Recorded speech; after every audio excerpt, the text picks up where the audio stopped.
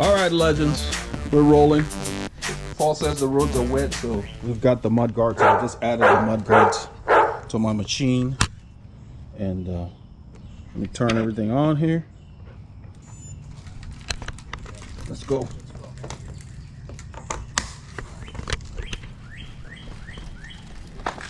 Yeah, Paul's been off for a few weeks, about 3 weeks, so it's going to take him a few weeks to get back in shape for the kind of riding we're doing now. But he rode great in spite of that. It's the wet roads that get you dirty. It's not the rain itself. So he came over and he said that the roads were wet when he got to the high school near my area. Everything there is wet. So, but it was a good call because the roads were wet.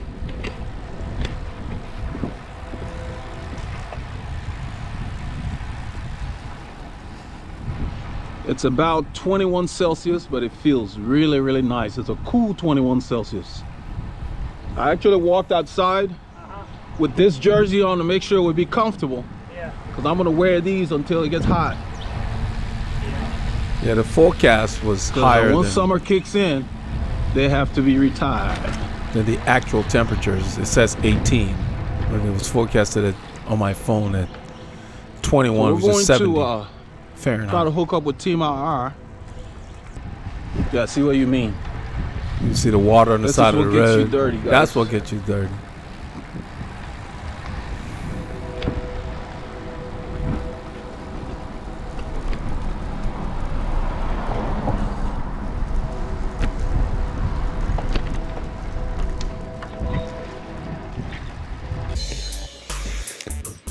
On this ride, Paul and I left Northampton, took the long way into the woodlands. Once we got to the woodlands, we picked up Team RR, went out to Fish Creek Boulevard. We merged with WCC boys. It was pretty fast. We hung in until Hornier. Then there was a regrouping. We let them go. And then Paul and I continued past Montgomery, went up into the forest through 149. We took Mount Pleasant Road, came back to 1097, bypassed Montgomery, and took Spring Branch Road through Keenan Cutoff at Gary there, into the neighborhood, Grand Lake Estates. And on Hornier Egypt Road, we filmed, closing out the ride, very good pace. We kept the tempo high, and I think that you will enjoy the clips that we got for you. It was a very pleasant day for a bike ride.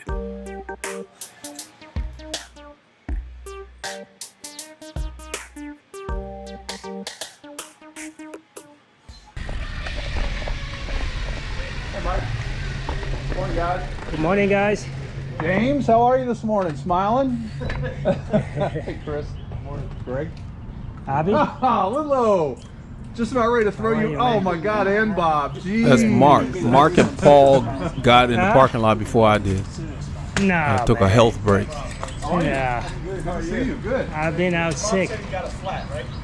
Bob did? Yeah, he's got, so he's just a couple minutes away. Hey, Darren. Hey. Better for him to get the flat now. Yes. Oh, this for me for a second. So I just got in the parking lot. Paul's adjusting his mud guards. He said when he stands, it's rubbing. You So can pick up the front and just spin it. See if it.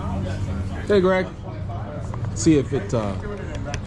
Yeah, when you roll it, you don't feel it. Okay. But when you stand up, you feel it. So we're trying to see. Perfect weather. Looks good. Absolutely perfect weather.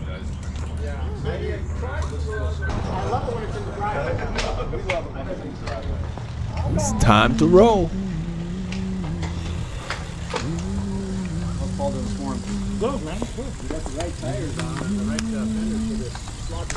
I'm not sure why I started humming. I'm humming Seal's, one of Seal's songs stuck in my head. I'm always playing his music when I'm doing stuff.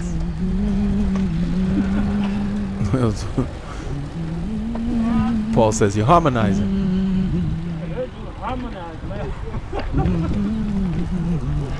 I'm singing one of my favorite Seal songs. Seal's my boy. Yeah. Get your feet on the ground. Your head's falling. Heading towards the open road. Let's get some kilometers in the legs. Car left.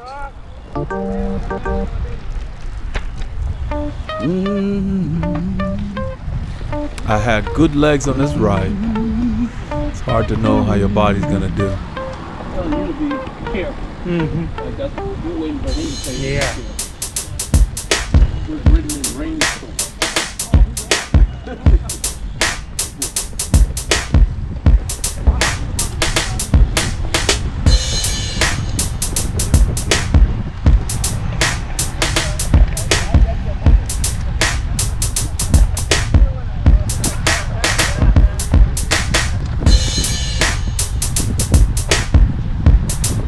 We are changing the way we're riding now. We're picking up the pace.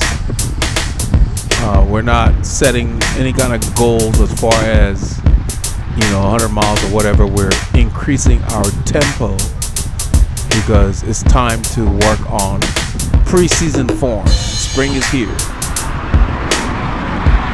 The season is here, really. In season is theoretically June, July, August, from back in the day.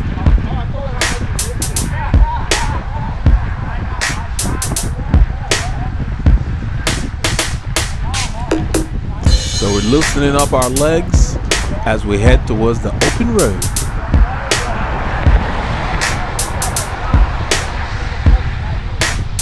The roads are damp, so Paul's call for the mud guards was spot on. Because as we got further out into the forest, it was wet on the roads. It didn't rain, but it had rained previously prior to us getting there. So we would have been messed up if we had not put on our mud guards. So I love putting on those mud guards. Keeps me clean.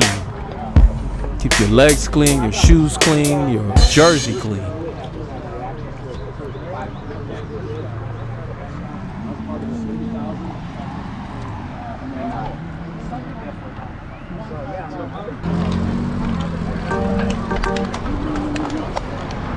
Green up.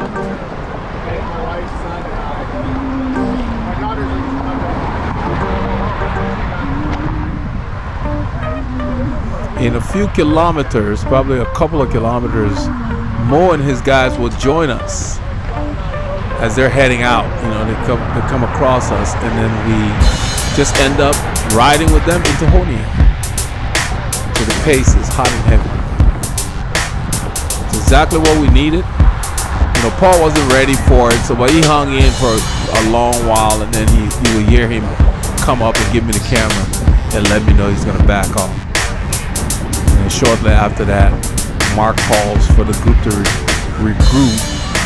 I pull out the line to wait for Paul, and then we ride a little bit into Honia, and then we pretty much branch off, do our own thing, and we've got a nice set of clips after that shows how we close out the ride really strong on Honia, Egypt. I like to go hard the last hour. It will be clean at the end of this ride.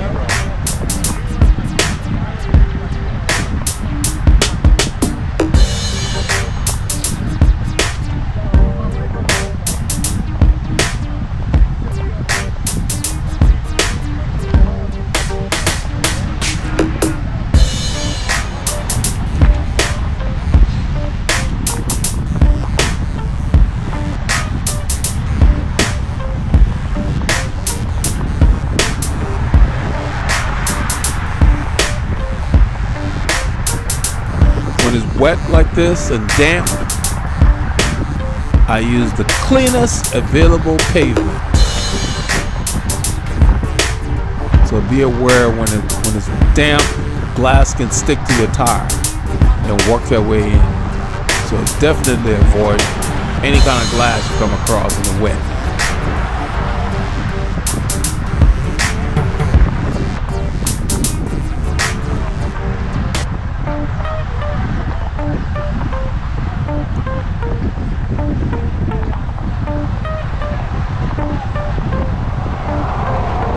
This is Lula up here on the right. Just loosening up my legs, rolling up to those boys.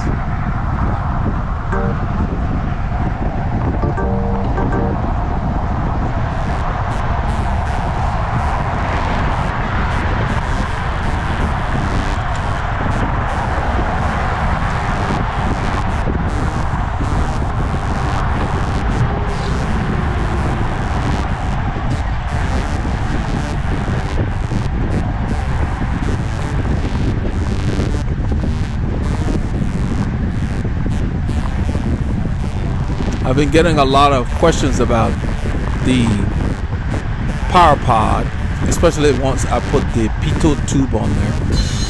It's an unusual looking gadget. People can tell right off what its function is and purpose. So once you let them know they've heard of it, they know.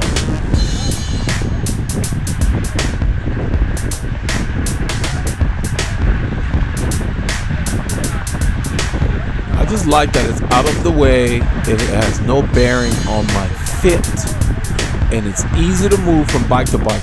It is a little finicky.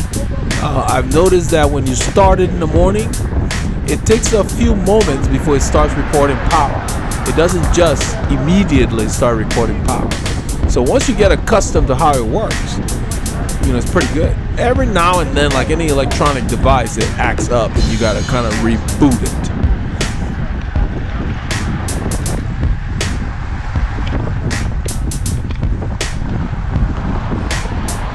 All of them have issues, and these electronic gadgets, but once they get stable, they're okay. But they've got issues depending on the weather and so forth. Some are better than others.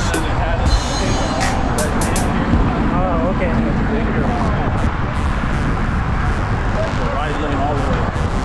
I'm letting Paul know that this right lane is open. I came through here during the week. I was able to come out. And they've moved the barrels and the lane is available. I'm letting him know he's going to push the barrels over to the side. They're done. I'm not sure why the barrels are still there. I guess they just haven't come around and moving them someplace else. The joke around Houston used to be a while back when I was in college that the barrels were used on purpose, because on the roads on purpose, because they had nowhere else to store them. Because the construction just seemed to take a while. Especially one of our major highways, 45 South. It seemed to be like a career for most of the people working there. I mean, I'm talking decades-long construction. They finish a part and they start over, So we used to kind of joke about that. Since they have nowhere to store the barrels, they just have endless construction.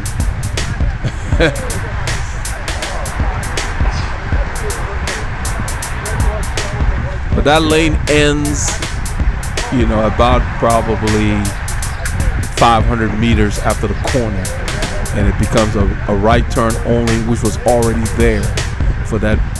I think it's a daycare or school. I'm not sure, but I see a bunch of kids there all the time playing in the playground.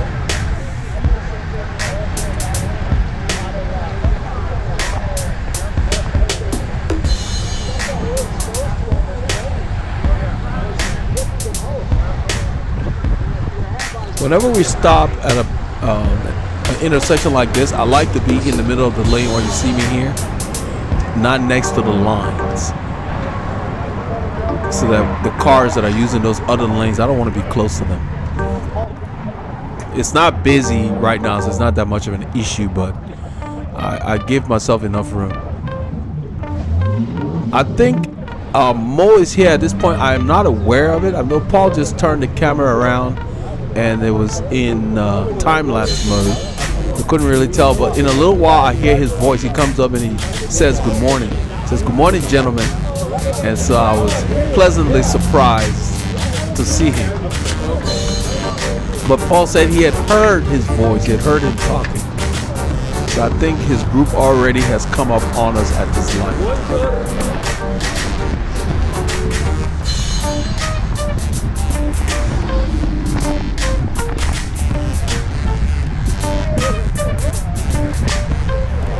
We're gonna update our training and then get ready to start riding with the WCC guys from time to time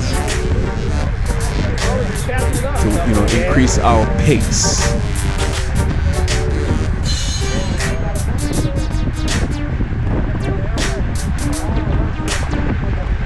So you have to set goals. By setting goals, it enhances your motivation to train.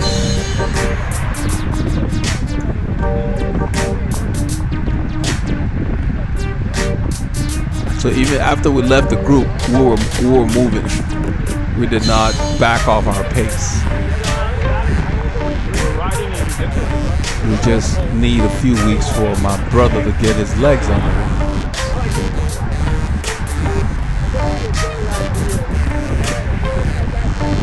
So the warm-up continues as we head towards the open road. This is where if you're behind on liquids or food, this is when you get everything in your system. It's a good time to eat any solids you have before you start going real hard, because you're eating for later.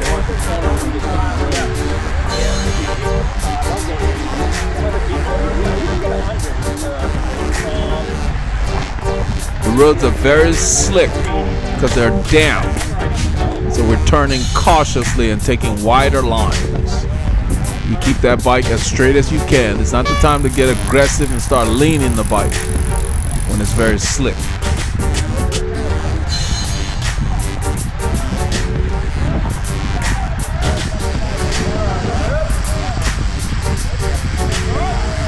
And this is a tricky corner even when it's dry.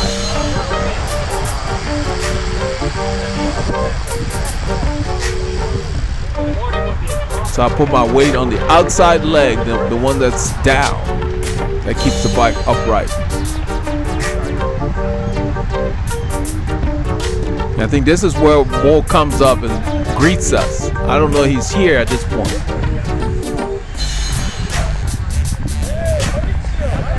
Yeah, that's what he said. Good morning, gentlemen. And he pulled up alongside me. I said, hey, Maurizio.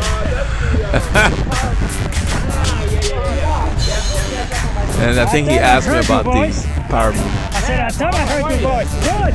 That's Mo there on the right. WCC.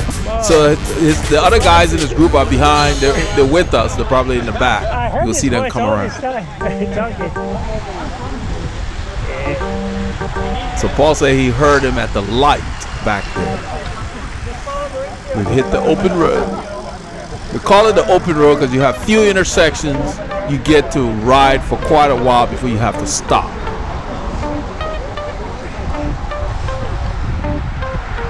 I stayed to the left because you can see the water from the prior rain by the white line. That's where they gather. That's why a few weeks back when we were riding with these guys, Hernan was here. That's how I was getting sprayed. The water gathered because that line catches it. That paint they put there, and that line is also slick.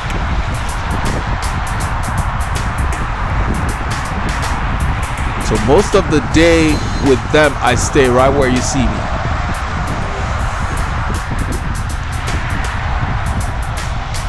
Road's clean. We're using the lane anyway. I don't want to be on the shoulder. It's kind of small. This way I can see. That's what I'm telling you. I said I didn't recognize Mo's voice until he came up. Yeah, I heard him as soon as we crossed 1488. That sounds like Mo. Okay. But I didn't turn around until when you start talking to him. So Mo's up there. That's one of his guys on the left that's riding with him. I didn't get his name. And that's Greg. That's Doug's brother on the left that just pulled up on the left there. I think he's riding with us. So they're just a little ahead. We're going to ride up to them in a bit.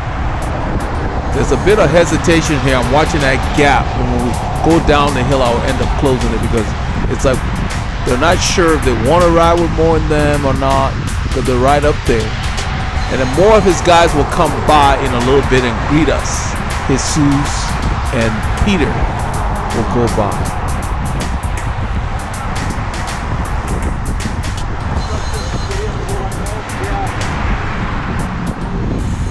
So we're doing about 23 miles an hour. Most of this, 23 to 25 thereabouts. This is the water, the moisture off of their wheels that's getting on the camera. That's another reason I'm staying to the left of that guy. I got a little bit of spray on my arm, but nothing significant.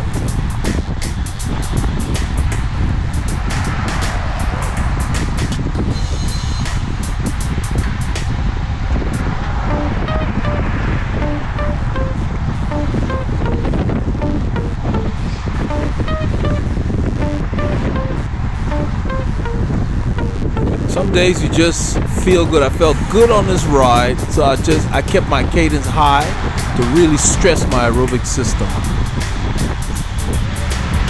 Just one of those days I woke up with good legs. It's really good. I went back and reviewed the week to see, more on the rest as opposed to the ride. So a lot of times you ride and then you get busy with other stuff and you don't recuperate enough.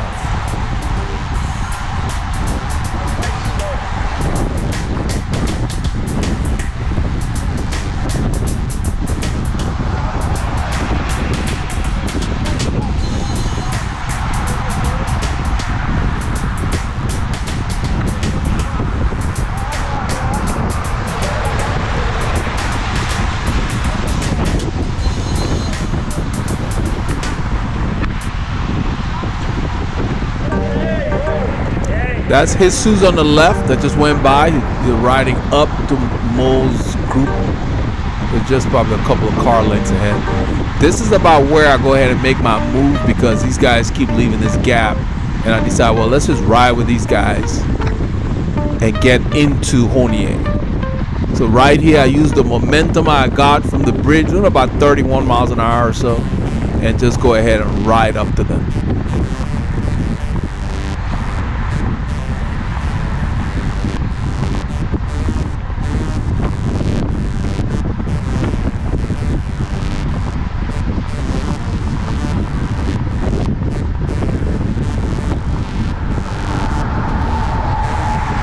You got to make those decisions quickly because if they open a gap, now I would have had to work harder. So once we do this, then we'll realize in a little while that the rest of our group are actually here too. They decide to just stay with the WCC boys. The regulars that were not here today, I didn't see Jerry, I didn't see Dave, Christian, I didn't see Fabian. And I didn't see Sana, so it's a small turnout.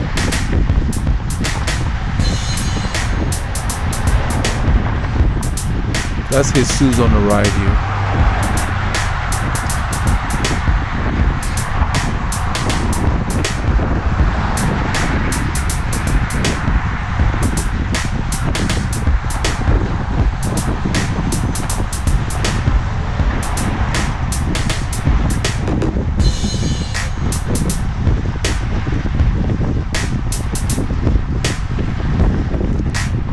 You can hear the wind, and if you look up my bandana, you'll see it flapping. The wind is here. We're working. It's not as much as last week, but it's swirling around. There is no perfect draft per se. I'm not looking for a perfect draft. I want to be able to see around Jesus, and I'm staying away from the right side because the water is pooling by the white line. I don't want any spray on me.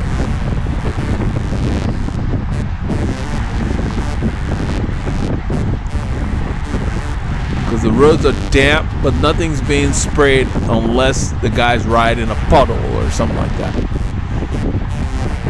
Because it rained in the wee hours of the morning.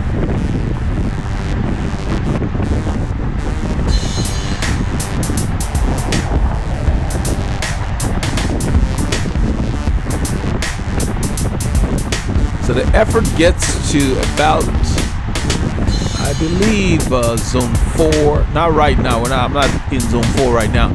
But these guys ride so steadily, and they keep the effort consistent to the point where your zone creeps up. And so you have to relax and you have to focus on working efficiently. So I've got my upper body relaxed. If you look at my fingers periodically, I flex them because there's a tendency to tense up when you put the power down. I make sure I consciously relax as I ride harder.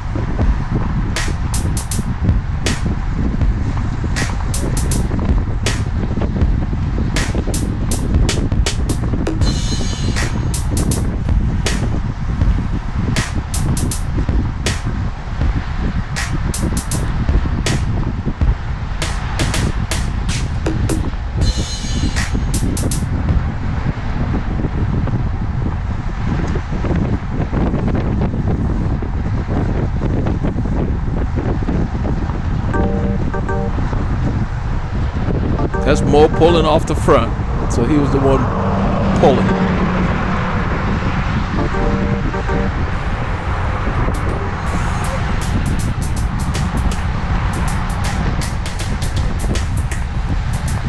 We end up hitting a light shortly after he pulls off, and then after the light, there's a lull.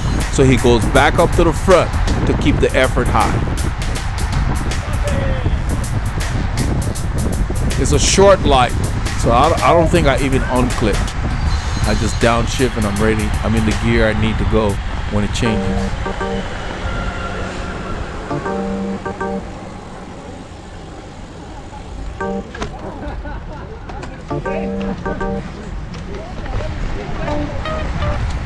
So you see Mo goes back up to the front. He'd been sitting there this whole time. He goes back up to the front to lift the pace, to keep the pace going, because there is no concerted effort to keep going.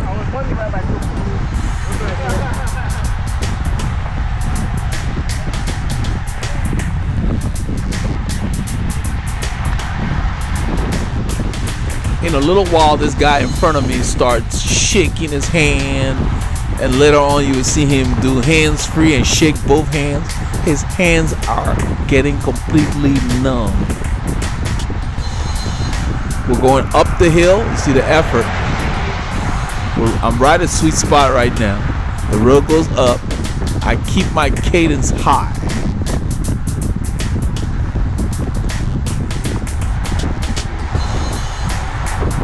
We're doing about 21, 22 miles an hour there with the effort.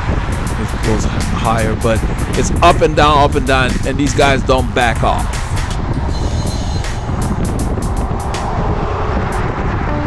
So to keep up with the accelerations, I'm running lighter gears right now.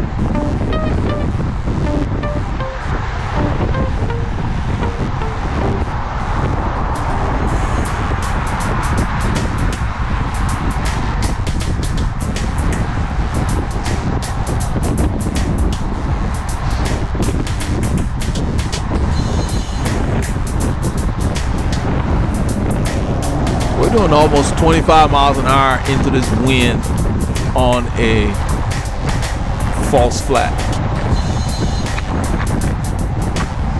You can see me putting power to the pedals.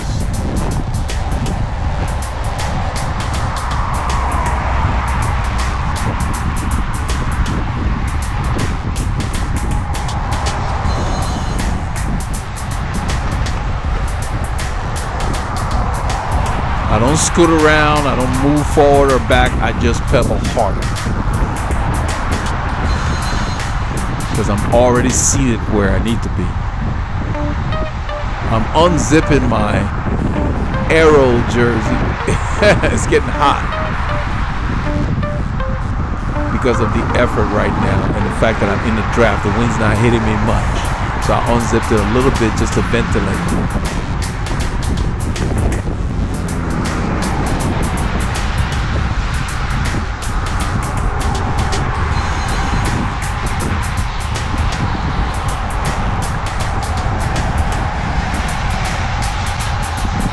The road goes up here a little bit, might be 2% or so.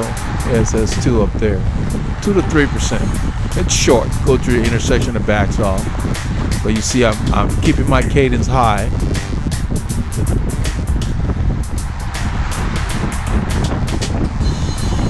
Because that's how WCC boys ride. The road goes up, they push. They don't back off. So you got to be able to repeat those efforts.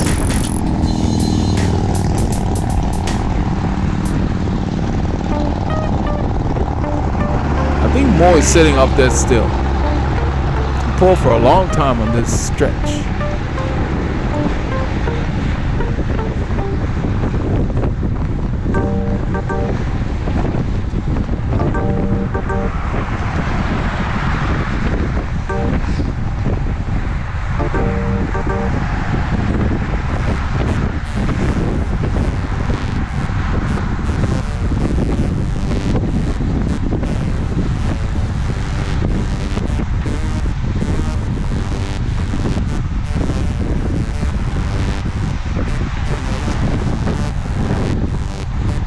Once again, the road goes up, put more force.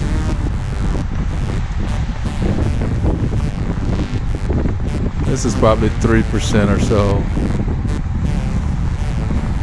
And when it levels off, they don't back off. You see the gap opening to Paul?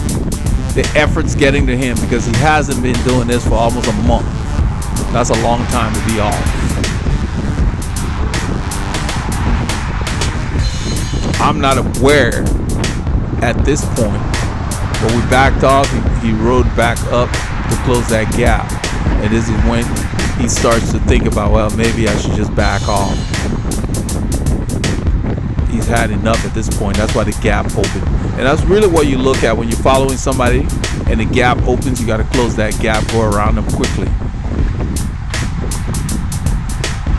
Because these are like repeated intervals. This guy's hand's numb. He's not giving directions. He's shaking it.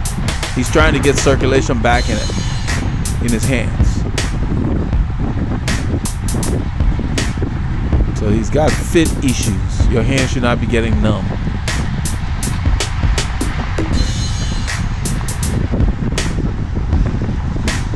I just make sure I don't overlap him. Whenever I do, I move away to the left and I use the wind to slow me down. But as far as following him, I don't overlap him, so I don't have to be concerned about what he's doing that much.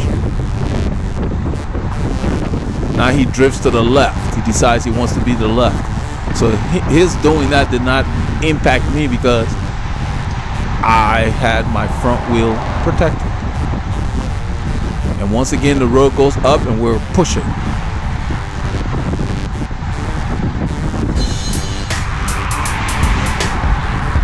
And I'm below sweet spot here, so the effort has gone down for me anyway, since we went down that hill. That's why you have to train so you can recover.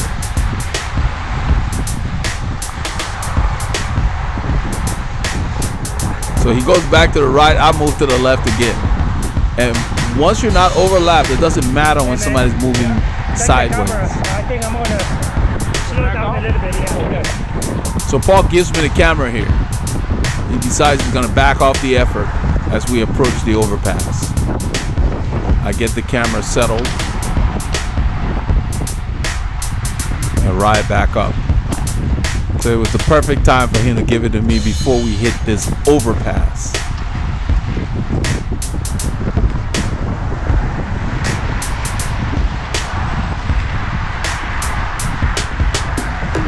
So we pour it on here. You see the watts? 600 and something watts. I think Mo is out of the saddle in a large gear, just keeping it going. Nah, right now I'm at 490, so it's hard. We're going hard here.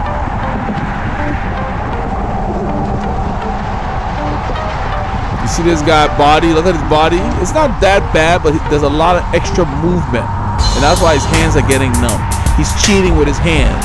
He's trying to stabilize himself with his hands. So they're doing more work than they need to. I was trying to get the people behind me, but I turned the camera around and lost a little ground. I'm going to ride back up to them, and then I pull out of the line because I want to wait for Paul, because I know he's been gapped, especially with the overpass. I pull out the line, I wave that guy up behind me so that he doesn't have a gap to close. I wave him up and he moves right up. I pull out the line. That's how you do it. If you're going to get out of the line, do it quickly. Let the person behind you know so they're not closing a big gap. regrouping on Capitol. So Mark announces that Team RR is going to regroup on Capitol Road. I'm basically waiting for Paul here. Not so much concerned about the regrouping. But not everybody waits on Capitol. Some of the guys keep spinning, and you'll see in a little bit. So I'll go ahead and edit for time here.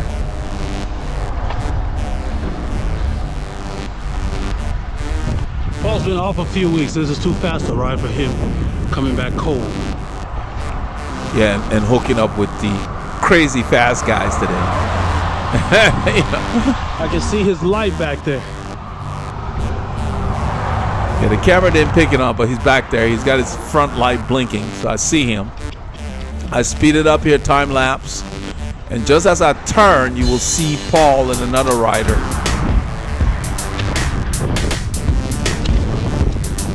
There's an arrow right there. They're coming, they're about to turn. Mark stopped here, so I just go around him. Just soft pedaling, really. I speed it up here. One of the riders here, he stopped for the regrouping. The rest of them are spinning down the hill. Most group is already gone because they kept going. They were not regrouping. And we end up seeing more because he turned around and he comes back. But I did not recognize him. I was too intent on what I was doing and I didn't see him, but Paul did. So I sped it up because I was spinning for a while before these guys caught back up. These were all the guys that were off most pace. I mean, Mark waited on the corner. So all of these people that you will see here, other than the guy in blue, the big guy in blue, they were off most pace because that WCC was pouring it on. He's a triathlon team from Brazil.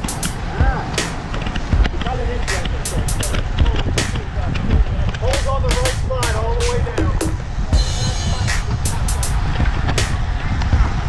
So that's the reason Mark called for regrouping, because all these guys in front of Paul, I mean, except for Mark was there, were off the pace, so he wanted to get everybody back together. I stay on the right here with the camera. That's Bob on the left, moving up.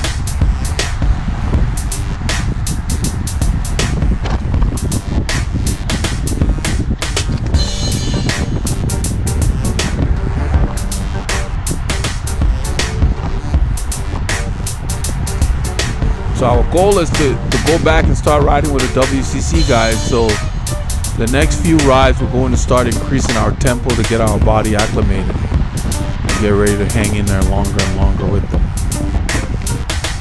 We'll mix it up, visit them, visit Team RR and so forth. So I'm on the left here, riding up. So by Paul backing off, he didn't stay in the red too long. So now he's still riding. But you have to make your decision based on how you feel when you're riding. Don't just stay there and start pedaling squares. Your form starts deteriorating. You got to give your body a chance to get fitter. You shouldn't be riding to where you can't even see what's going on around you, you know, without your wits. That means you're overreaching. You should be able to see potholes and other obstacles. You shouldn't be riding so hard above your level that you are oblivious to everything else that's happening around you. Let's just keep rolling. Yeah, I see them slowing down. I don't know why to stop it again, because these other guys did not stop up there. They're standing here, but they should just start going so we can go. But then they stop completely, so we just keep rolling. I want to keep rolling. And then Moore is going to come back to see what happened, because his group ends up stopping at the stop sign about probably 2 kilometers up the road.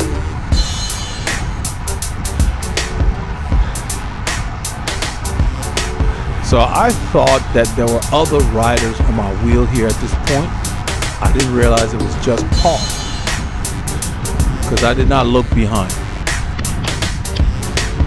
But you can see in the distance, there's another rider there. He's not riding with us. He'll end up passing us because we're just kind of keeping a light pace. They were going hard. Yeah. So I'm letting him know that they were going hard because he said that he needed to back off. I wanted him to know, yeah, that was good that he backed off because they were really pushing him.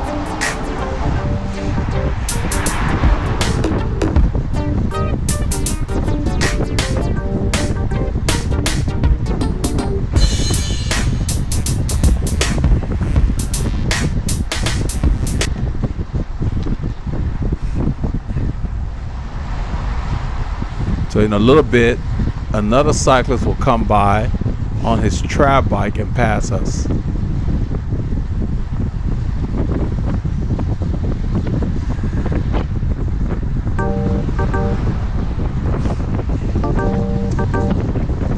So all this time I'm thinking that we've got company, that the members of the guys on the corner, that some of them had ridden with us, but none of them are there.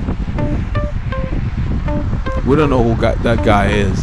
So in a little while we get some genius motorists. Some motorists decide when they're going by, they honk. Some of them honk to warn you that they're coming to pass, you know, and that's fine. But some of them, you're not really sure why they're honking. And the way he honked, it wasn't a warning. It was like he was being a jerk because it was a long horn. If you're honking to warn somebody, you tap the horn. But the cool thing is that guy up there did not budge, but I'm sure he looked. You should at least look to see, because the horn is a warning.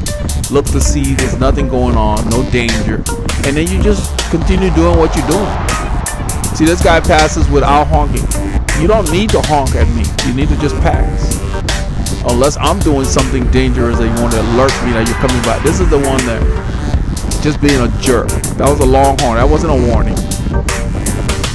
And so that guy up there just stayed where he was, and he ended up using the next lane.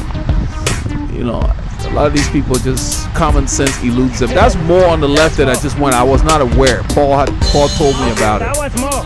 Going back? Yeah. So he was going back to see what was going on, and then in a little while he turned around and came up here, and he will ask us what's going on back there. I said, I don't know why it stopped. Yeah. He came back. So he's coming back. He turned around, he's coming back, because I don't know what they're doing at that corner. This is when I find out nobody else is on our wheel.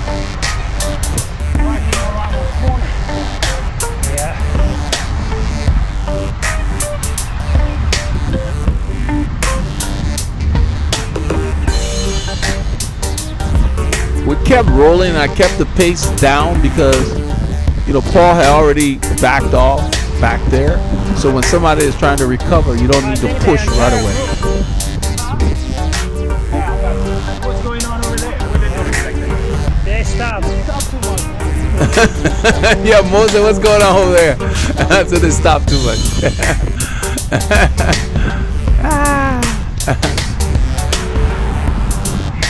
But knowing that Paul he was sick, and then, you know, he's been off for almost 3 weeks or so, I don't want to continue with these guys.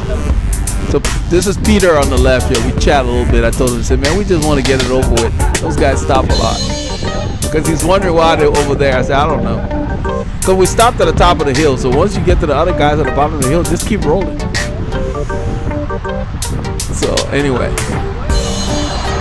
they continued, and off camera they catch up with us. So, you know, because we're keeping the pace down. We just go ahead and let these guys go, because I don't want Paul to overreach.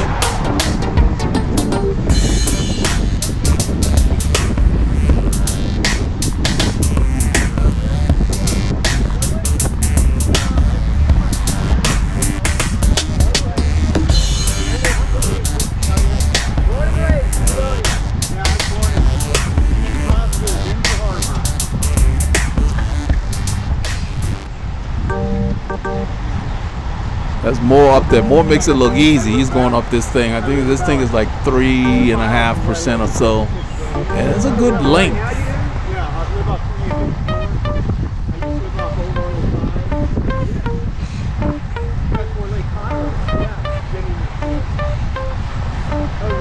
This is kind of a medium effort. Like 3 out of 5 for me. In a little while, these guys will come around. I'm not going home. Sweet spot, edging into the bottom of zone 4. facing a river. And That's kind of where I want to keep it so Paul can get his legs back under him. Because it's a good workout. If I can stay in this zone for a couple of hours or so, that's a good workout.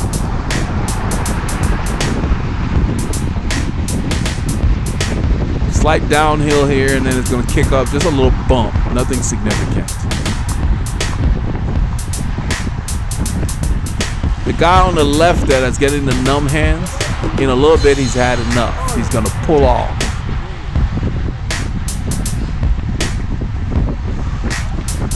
Yeah, right there. I don't know what he's doing, but I just moved left. So he told him he's peeling him. tell him I stopped. He said, tell him he stopped. They saw you. He's had enough. He needs his fit tuned. And sometimes it's little changes that make the most difference on your fit. It's the little changes that the body tolerates for the first 30 minutes, and then after that you start having all kinds of issues. This is very damp. It's shiny. You see that? So I slowed down. So right here we kind of let them go.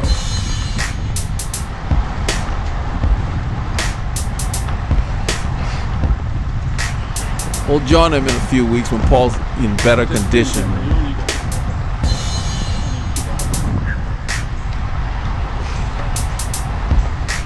I think I'll take the camera from him in a little bit.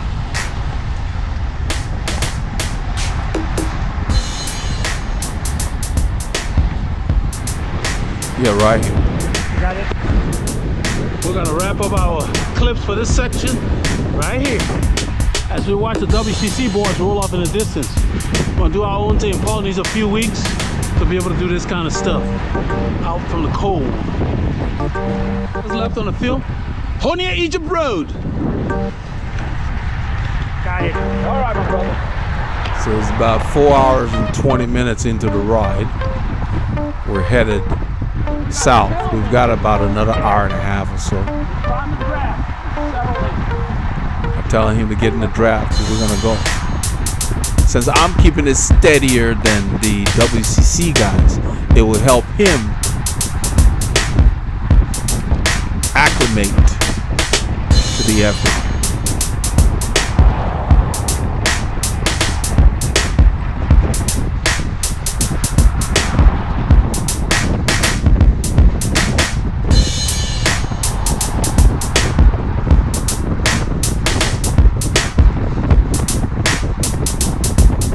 The wind's there.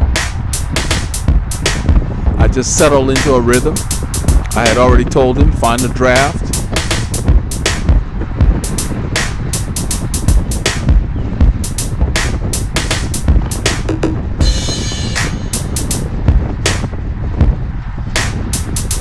The effort's going up now. My heart rate has gone up 10 beats since I handed him the camera.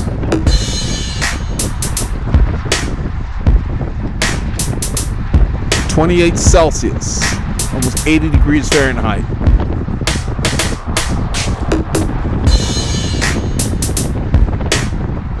It's a cool 28 Celsius. It's a very comfortable day. It's not muggy or dry air.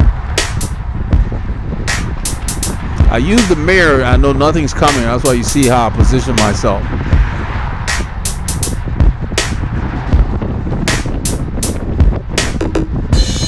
In that curve, they've got the road graded, so I ride the edge there. I'm carrying so much speed, I gotta really struggle to keep the bike on that little thing.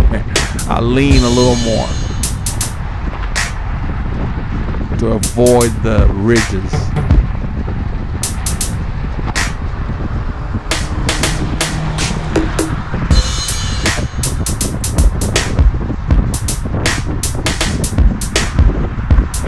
Most of this stretch, I just settle into a gear that feels a little heavy, not very. Because I know we've got that bump at the end. We're gonna climb it sedately per se. We're not gonna attack it because, you know, Paul's just getting back.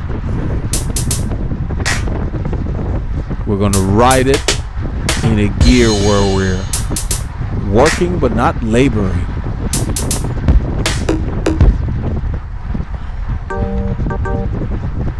I keep my cadence close to 90 as possible. This is a steady effort, a sustainable effort.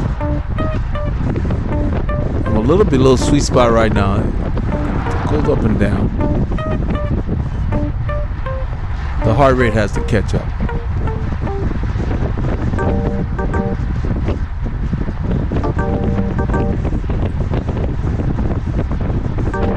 It's very windy on this stretch, and you can see my kit. It's not flapping around. That's the way your kit should fit you. My bandana's moving around. That lets you know the wind's there.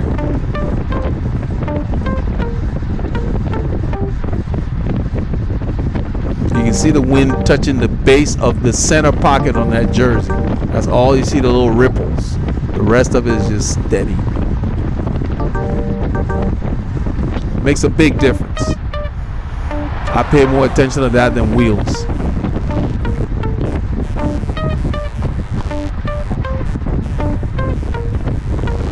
So we're riding around 23 miles per hour. Wind swirling around us. Steady. So if this were a time trial, I'd probably be riding 27 in these conditions. Because I would be probably 2 zones up.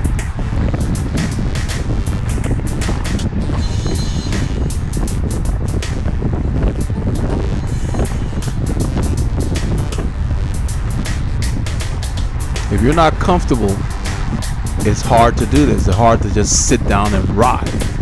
Because where you sit, you're not going to be happy with it. And every time you move, it affects your pedaling. Because you have to stop pedaling to move.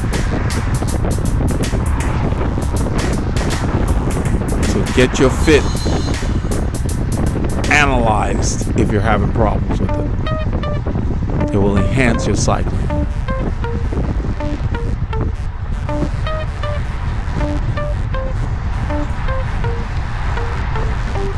The grade already starts here. It's kind of a slight grade of 1%, I think.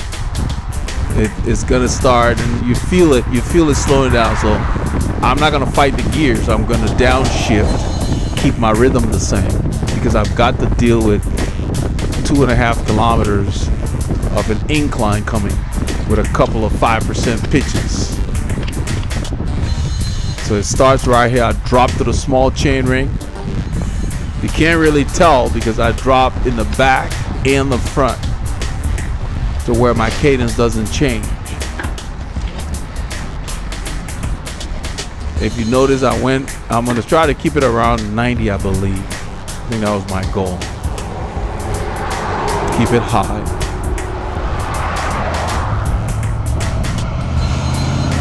And since we're going slow here, I try to stay where you see I am.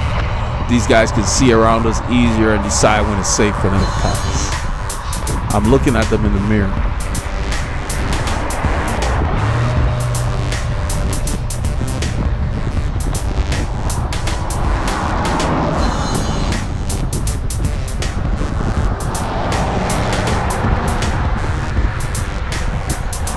Don't worry about your speed.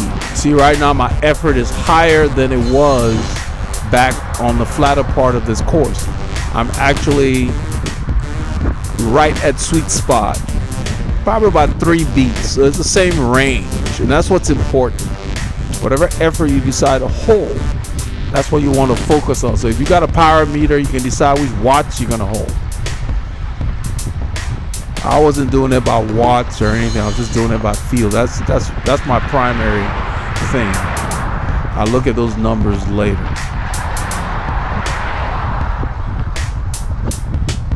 By keeping my cadence up, my legs don't tighten. So I keep moving as the road, it levels off slightly. Then you can see in this curve, it's got a slight bump. So it'll kick back up. I don't know if it'll register. I stay on the small chain ring, I think, until after the curve. See, now it says 1%. So we're still climbing. It may not be super steep. We went through 2 pitches of 5% back there. So right about here, I think I shift up to the big chainring. Right, I'm trying to see if I can tell when I did that, because usually you slow down just a tad. I may have already done it. I couldn't tell. That's the kind of stuff I work on. I work on shifting quickly without breaking my rhythm. Yeah, I think I must have, because Paul's trying to catch up.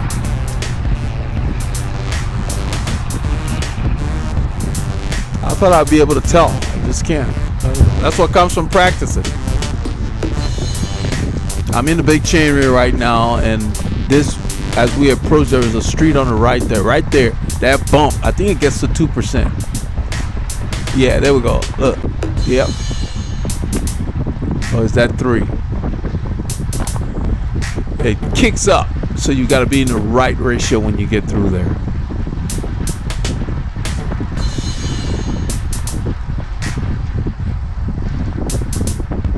And then in about probably 15 yards, it will start leveling off. Then you go ahead and just ride larger ratios.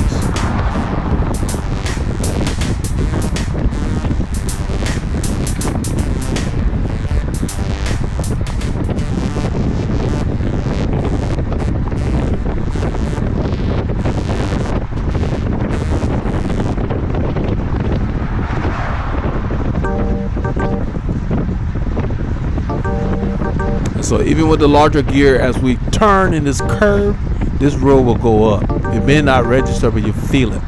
Don't hesitate. It says 1%. Don't hesitate to downshift if you need to, because we're going into the wind here. The key is to not get bogged down.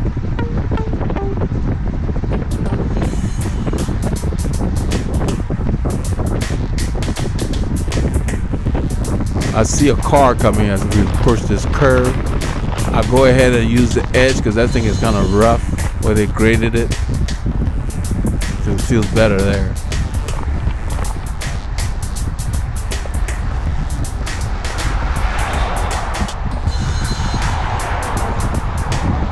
So by keeping my cadence in the same range, you stay smooth, you stay under control, and it's just a lot more enjoyable to handle varying terrain. If you're going to carry 9, 10, 11 gears, you need to use them.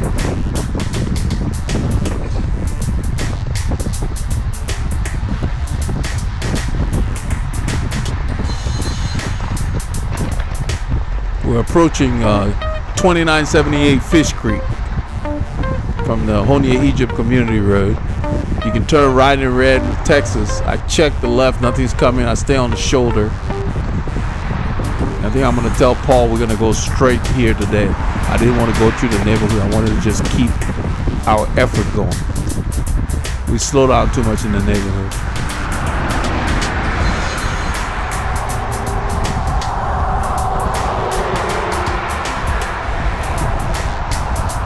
So the effort has dropped to the top of zone 2 because the terrain is flatter here.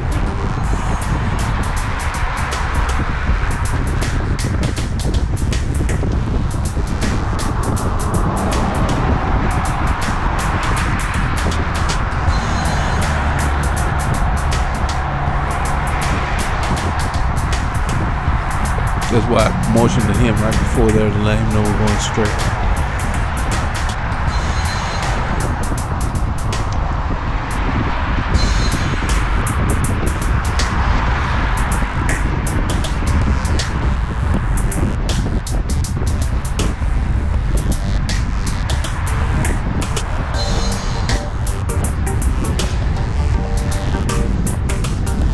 Before I did that, I looked in the mirror. There's nothing coming. That's the handy thing about having that mirror. It has become invaluable.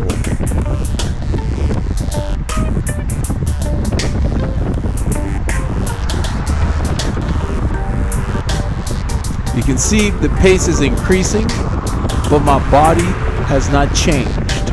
That's what comes from a good fit. You can't tell that I'm going harder. If you're following me, you just feel the speed changing. If you're watching the film, you just see the speed changing on the metrics. But I'm not doing anything different other than just pedaling a larger gear at about the same cadence. If you having to arch your back or do something when you go hard, that tells you your fit is off.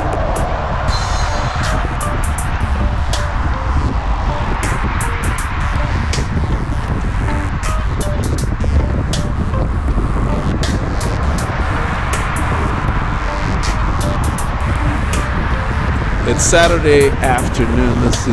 It's 11:23 or late morning. This intersection is very busy. So we end up, I look, there's a truck behind us. He lets us get in the lane. I let Paul know we're stopping. Paul drifts to the right. We've got green. And I tell him we're going to have to take the lane. The driver behind us let us in.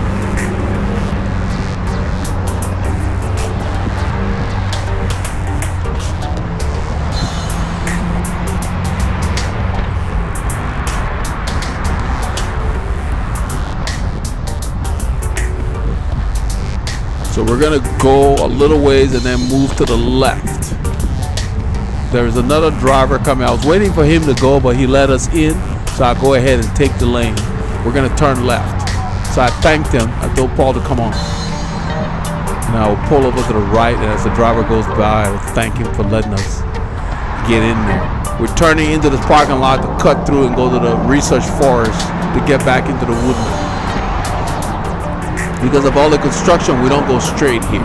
But I like coming through this way because it's quicker than going through the neighborhood like we go out in the morning when we return. So the WCC guys, that's how they come back sometimes. That's what Mozart's talking. Okay, what else, Java? Come on, we can go. Come on. Go. That's how they come back. Or they turn over there. Okay. So I hope you got a chance to get some K's in. This is part of what we did on Saturday. Yeah, they come through here. You can turn it off.